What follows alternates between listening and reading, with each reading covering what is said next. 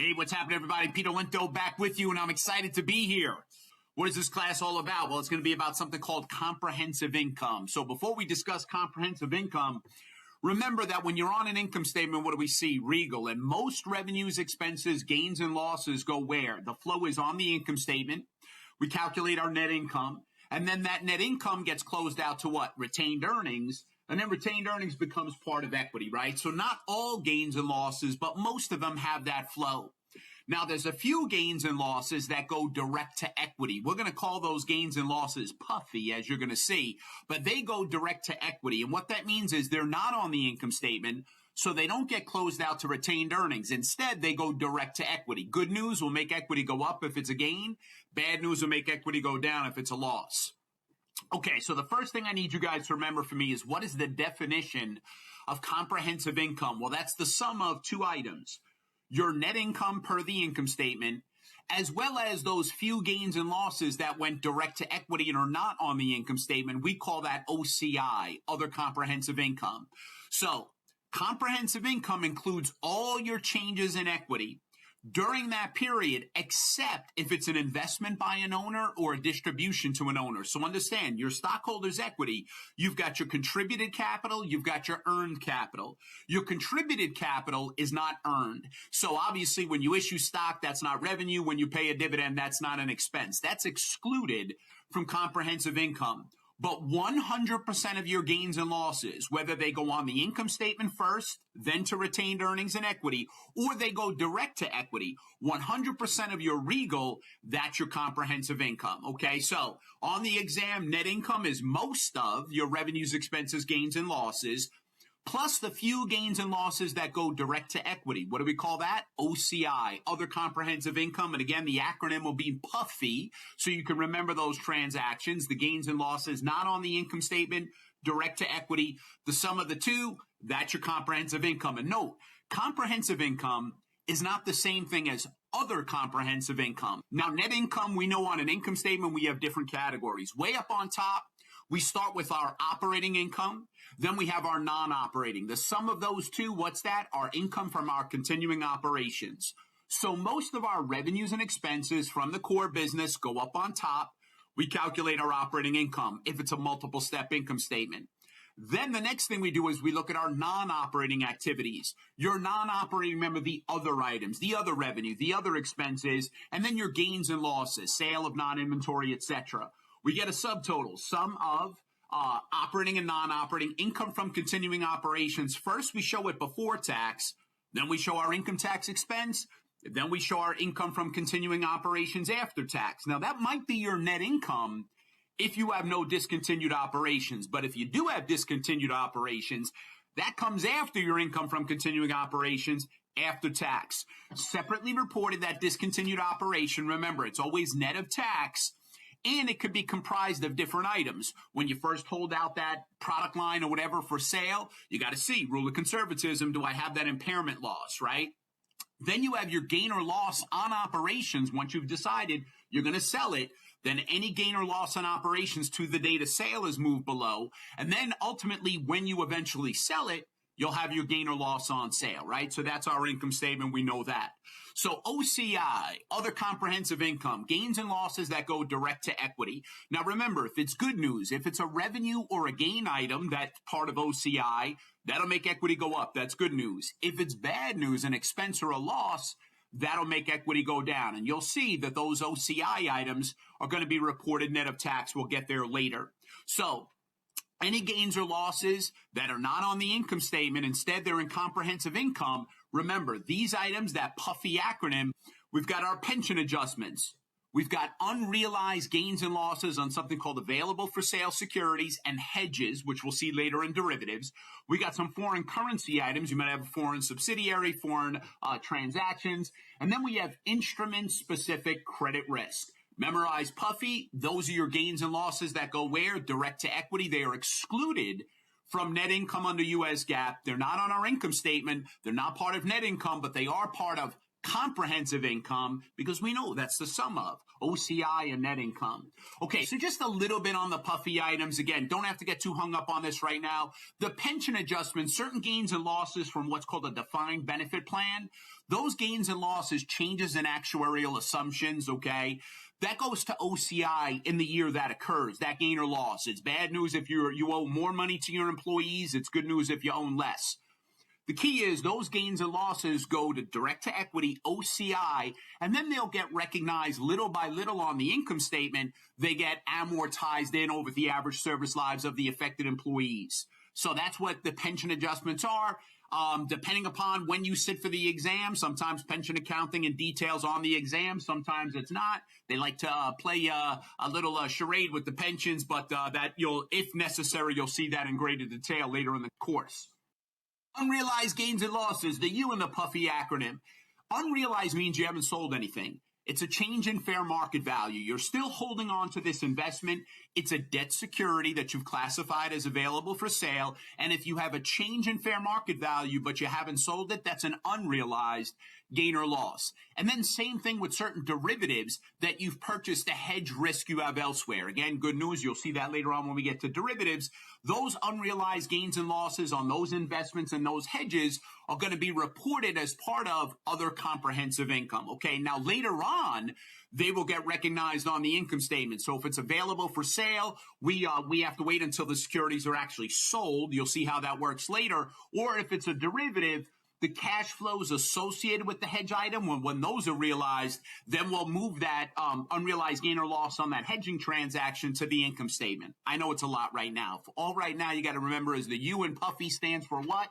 Unrealized gains and losses on available for sale and hedges. And the first three bullets are all about the available for sale. You'll see later.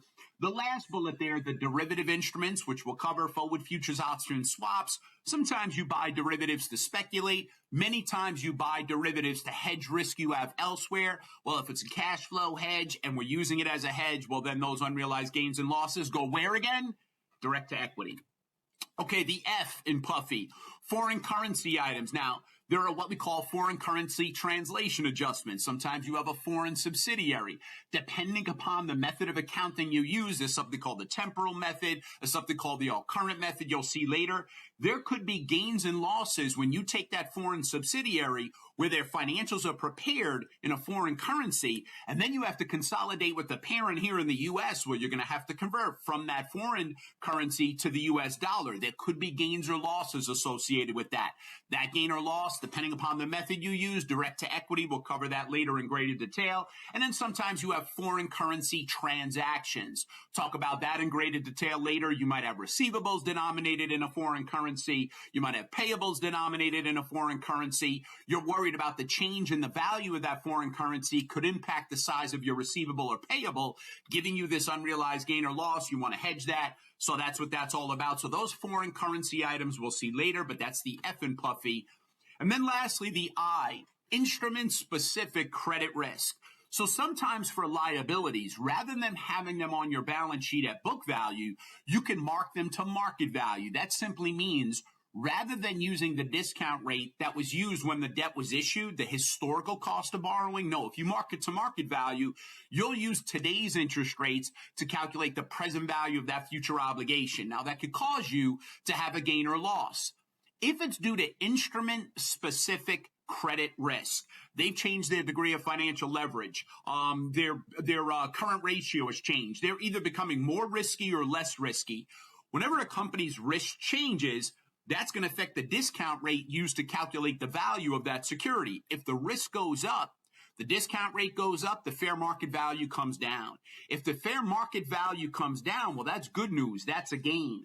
On the flip side, if the risk should go down, well, then we have a lower discount rate. The fair market value of that liability goes up. And we don't like it when the value of our liabilities goes up. That would cause us to have a loss. Okay, so that's the I in puffy. More to come on that later.